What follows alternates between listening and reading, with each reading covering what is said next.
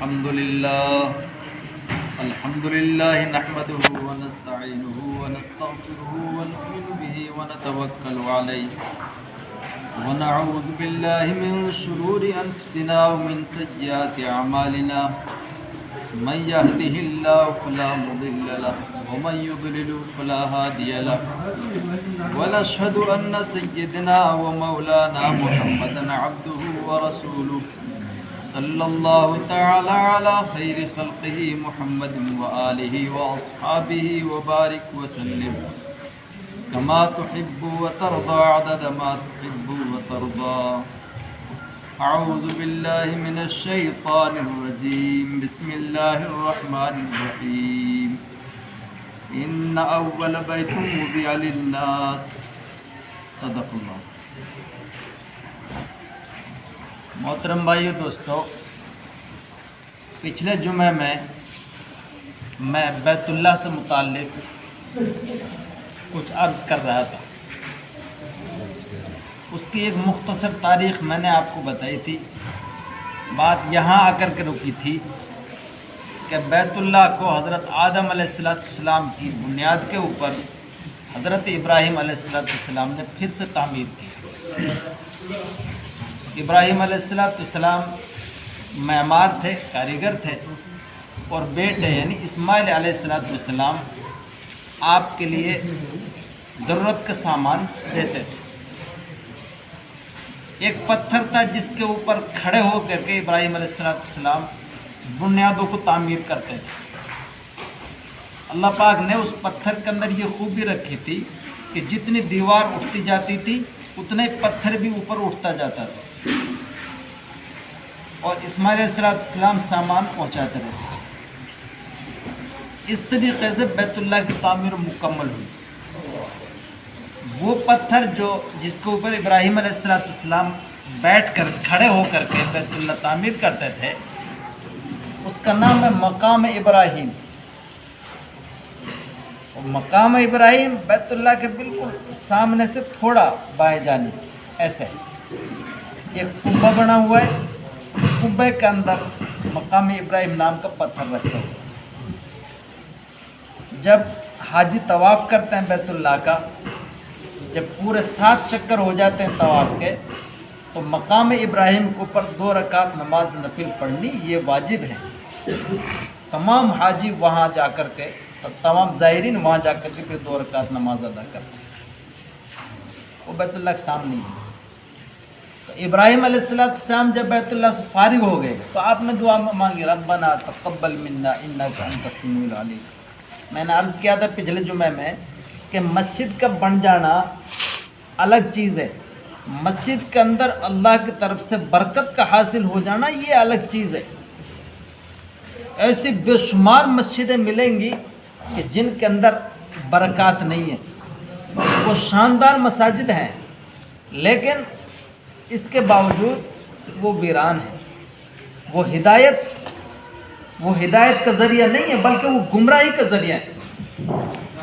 اور وہ برکات جن کے اندر، وہ مساجد جن کے اندر اللہ نے برکات رکھی ہیں، وہ عالم کے اندر ہدایت کا ذریعہ ہے، بلکہ وہ منبع ہدایت ہیں. عبداللہ ابن مسعود رضی اللہ عنہ فرمایا وہ سنن ہدایت ہیں. تو ابراہیم علیہ السلام نے اس گھر کے لیے آبادی کے لیے اللہ پاک سے دعا مانگی.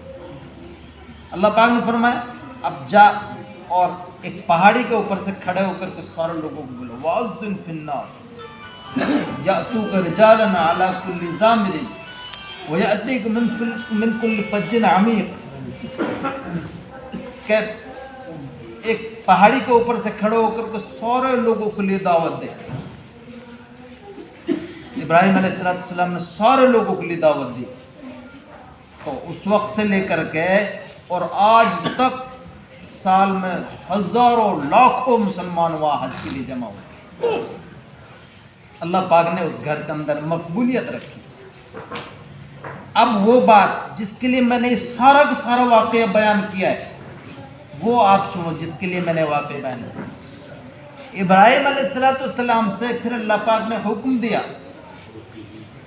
ابراہیم علیہ السلام نبی ہے، آپ سے اللہ پاک نے فرمایا وَطَّهِّرْ بَيْتِيَ لِلطَّائِفِينَ، وَطَّهِّرْ بَيْتِيَ لِلطَّائِفِينَ، کہ میرے اس گھر کو، جو اس گھر کے آباد کرنے والے ہیں ان کے لیے اس کو پاک رکھو۔ طاہر امر کسے کا ہے؟ مبالغہ کسے کا ہے کہ بہت زیادہ پاک رکھو۔ نبی کے لیے اللہ پاک کے یہ حکم ہے کہ گھر کی حفاظت بھی کرو اور پھر اس گھر کی صفائی بھی رکھو۔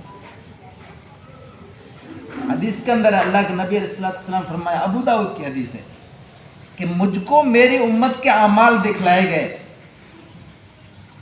جو آدمی مسجد میں سے اتنا تنکا اٹھا رہا ہے جو تنکا آنکھ میں گرے اور آنکھ کو تکلیف پہنچائے، چھوٹا سا تنکا، کنک، اتنے تنکے کو بھی جو آدمی مسجد میں سے اٹھا کر کے باہر رکھ رہا ہے، اس کے لیے اللہ جو اجر دے رہے ہیں وہ اجر بھی مجھے دکھائے گا۔ یعنی اتنا ذرا سے تنکے کا بھی اللہ کے یہاں اٹھانے کا ایک اجر ہے۔ اس لیے مسجدوں کی صفائیوں کو اپنے ذمہ لازم سمجھو۔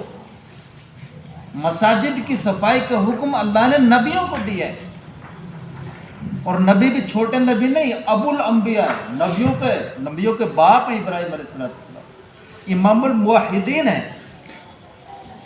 اتنے بڑے نبی کے لیے اللہ پاک نے حکم دیا ہے بیت اللہ کی صفائی۔ تو اپنی مساجد کو پاک رکھو، اپنی مساجد کی حفاظت کو اپنے ذمہ سمجھو۔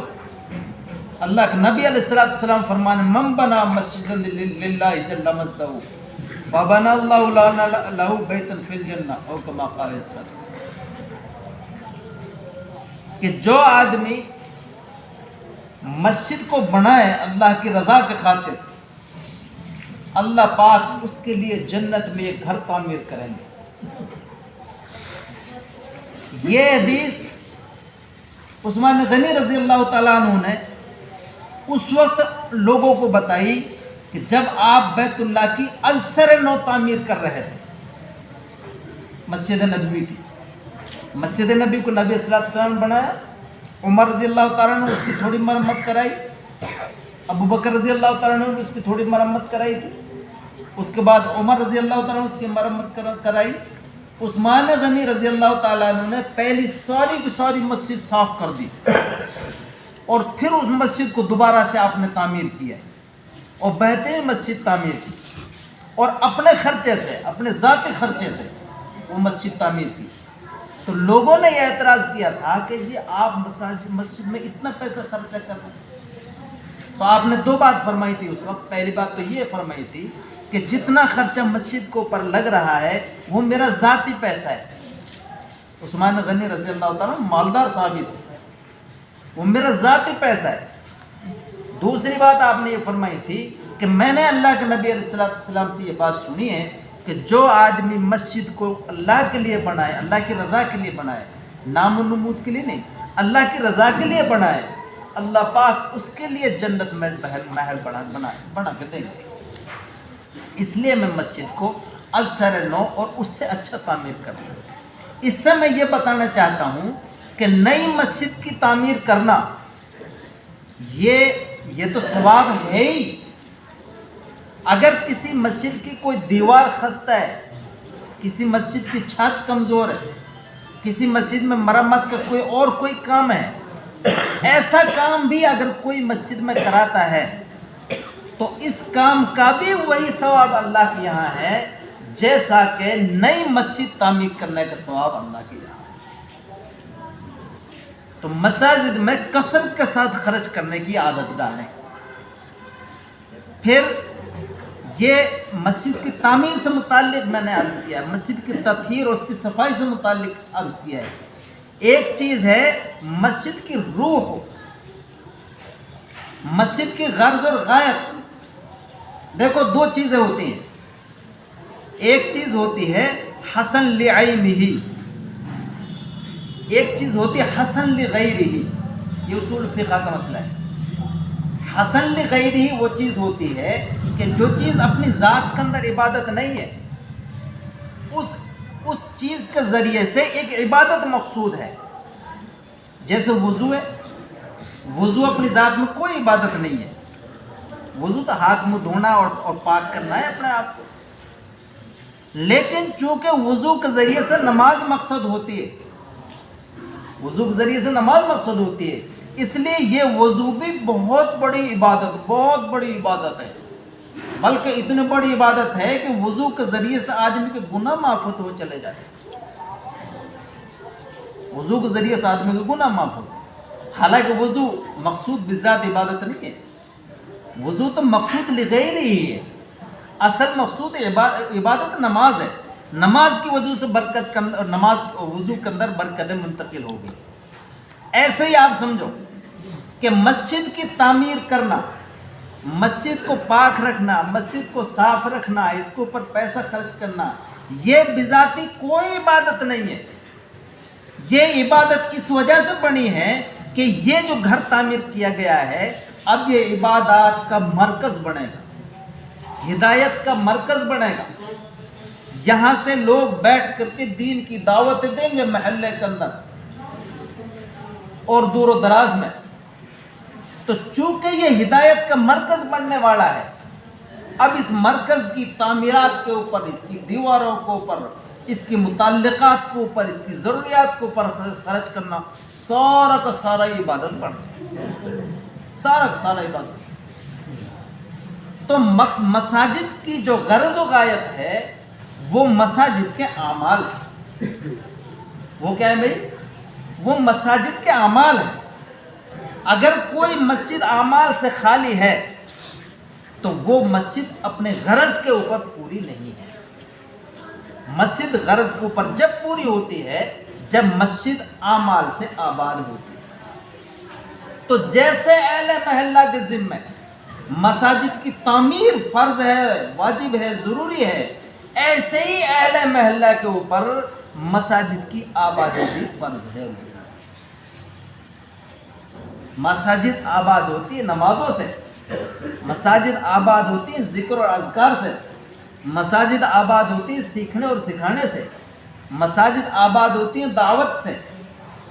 یہ مساجد کے اعمال دعوت اگر ہیں تو پھر مساجد خیر کا ذریعہ ہے، رحمت کا ذریعہ ہے، ساری بستی کے لیے خیر کا سبب ہے. اور اگر بھائیو یہ چیز مساجد کے اندر نہیں ہو رہی تو پھر ان مساجد کے اندر سے ایسے فتنے بھی اٹھتے ہیں، ایسے فتنے بھی اٹھتے ہیں جو بستی کی بستیوں کو نہیں بلکہ علاقے کے علاقوں کو تباہ کرتے ہیں، علاقے کے علاقوں کو برباد کرتے ہیں. مت کرو ظلم کے محل سے تیار، زلزلے بے سبب نہیں آتے.